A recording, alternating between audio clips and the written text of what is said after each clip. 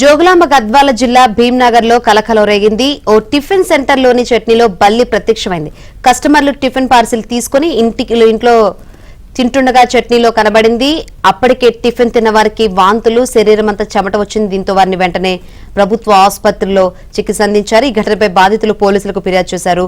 పోలీసులు యజమానిని అదుపులోకి తీసుకుని టిఫిన్ సెంటర్ ను సీజ్ చేశారు.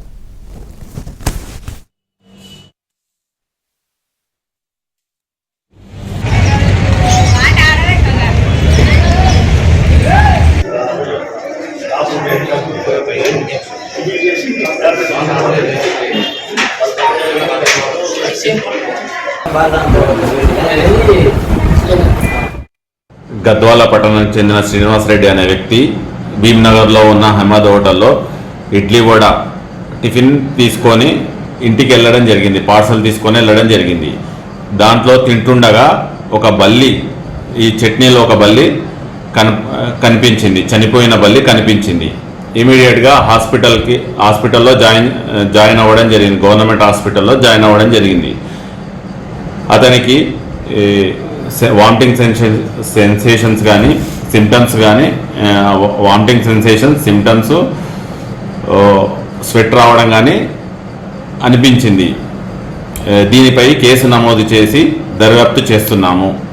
అహ్మద్ హోటల్ని సీజ్ చేయడం జరిగింది. హోటల్ యజమానిని అహ్మద్ అనే వ్యక్తిని అదుపులో తీసుకోవడం జరిగింది. అందులో బల్లి పడింది, కొంచెం సింటమ్స్ ఉన్నాయి, అందుకని చెప్పి ప్రికాషన్స్ కోసం డాక్టర్ చూపించడం జరిగింది.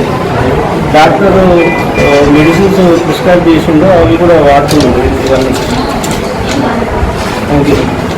ఇలాంటివి ఇంకొకసారి జరగకుండా మీరే కొంచెం ప్రాపర్ గైడెన్స్ ఇవ్వాలి అందరికీ. సో మేము 8 months ప్రెగ్నెంట్. అది ప్రికాషన్స్ కోసం ముందే జాగ్రత్తగా మేము హాస్పిటల్కి వచ్చి డాక్టర్ చూపించడం జరిగింది. హోటల్ పేరు Ammal tiffin centre. Food safety అధికారులు అందరూ దీనిపైన చర్య తీసుకోవాలని కోరుకుంటున్నాం.